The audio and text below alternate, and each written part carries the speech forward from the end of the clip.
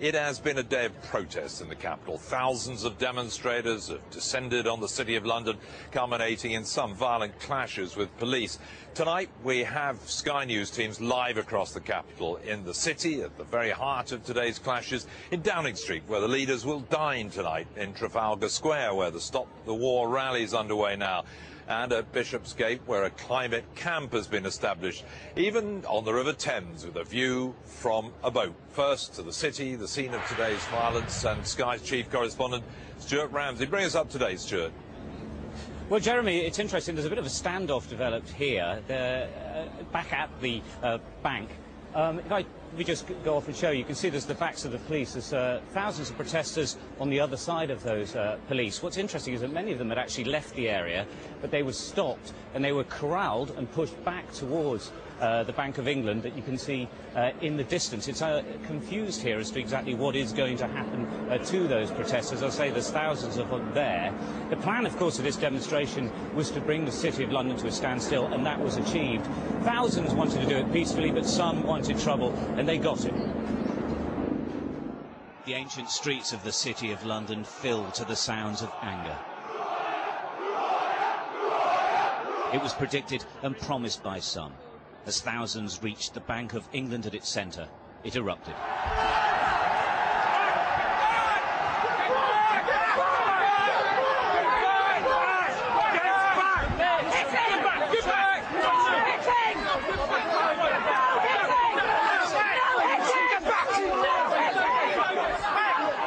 A battle of wills between a massive police force and smaller but determined groups of protesters, hijacking any peaceful intent and goading whenever possible. Bloodied men gesturing at the police. Crowds shouting in anger and unified chanting. It's lasted for hours, demonstrators pushing and shoving the police lines. Some trying to get onto the Bank of England steps. Others trying to get out and unite in larger numbers. Occasionally, the pushing turned more violent. A police officer smashed over the head. And demonstrators hit with truncheons as they tried to break the police lines. The bank's governor, Mervyn King, was still apparently at his desk. City workers watched as thousands passed beneath them. It's reported some waved wads of banknotes, doubtless from the safety of their offices. The Royal Bank of Scotland building fast turned into a symbolic target of the anti-capitalist demonstrators. It wasn't long before its windows were smashed, demonstrators dancing through the shattered glass with glee.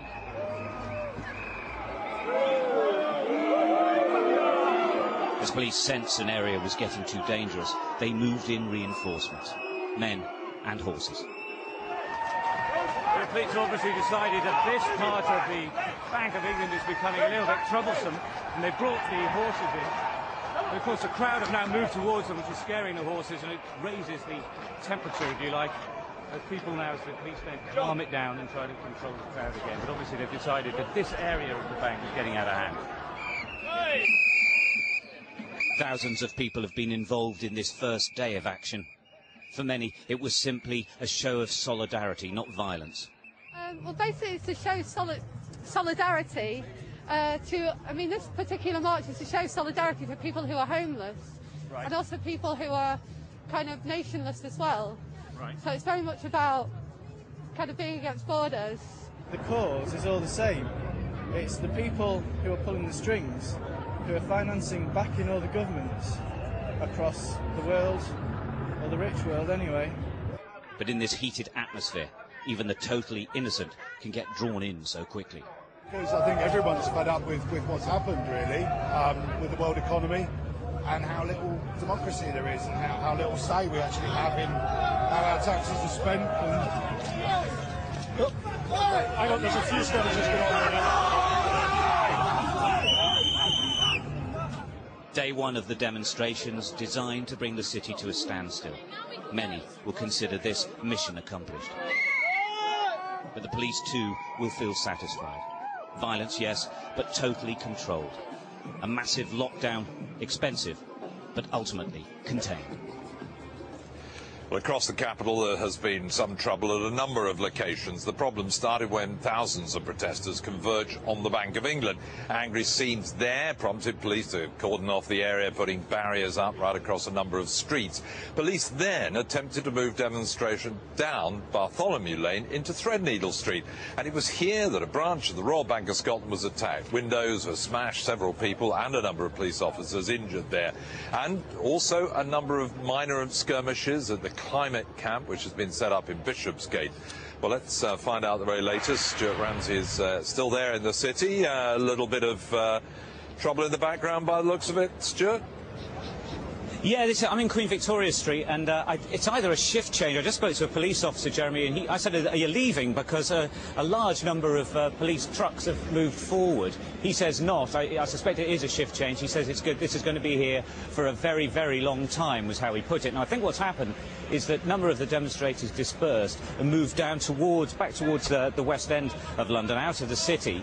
But they were causing trouble on the way, it appears. There was some throwing of bottles. It appears they tried to break up some windows, so the police seem to have stopped them in their tracks and then marched them back, pushed them back probably a good mile, maybe a mile and a half back down the road towards the Bank of England, where they remain now. And as I said, that police officer seemed convinced that this was an operation that would go on for some time. Quite how you reach a decision as to who you disperse or where you disperse them or how you get them out, I think will be part of the planning that the police have put in place. Obviously, as we get towards the end of the day, that raises all sorts of issues, not least with people dispersing and then causing trouble on the way. So I think we're in a holding pattern now, and there's everything to suggest to me this could go on for a very long time indeed. There are thousands of people inside the square still, Jeremy, and they're not being allowed to leave. I suppose it would be fair to say, Stuart, that probably 90% of the people who turned out to demonstrate today did so completely peacefully. It's a minority who've caused the trouble, and police probably were prepared for much worse than there's been so far. Yeah, I mean, this has been a huge police operation. Interestingly, Jeremy, it's been a huge operation on behalf of the demonstrators as well. All the various groups have come together to try and organise this. But definitely we saw the anarchist types from early on, the masks on, the familiar black hoods, and there were a lot of them. Some of them, I have to say, are just kids, however, not some of the hardcore that I've seen in European incidents, if you like.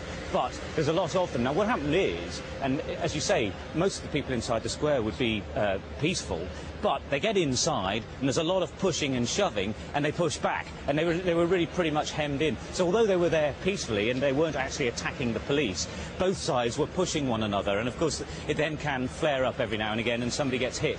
And what we did see, of course, were those who were definitely trying to cause problems. They would try to goad the police into hitting them with batons, etc., and then as people flee, you get that sense of chaos that always happens when you have large groups of people, and fighting develops and people push back and people fall over and somebody gets hurt and then somebody at the back throws a bottle, and there's been a fair amount of that going on. But as you say, it could have been a lot worse. They have maintained the complete control actually over the large numbers of people who came in, and interestingly, once they arrived at the Bank of England and found themselves in square, they were promptly stuck inside it and couldn't leave even if they wanted to. There was some confrontation with others trying to get in, but effectively the police just completely closed the whole place down. The demonstrations achieved what they wanted, which was, of course, to bring the city to a standstill, but of course it also meant that they were in a standstill too, and it looks like they're going to stay that way for some time.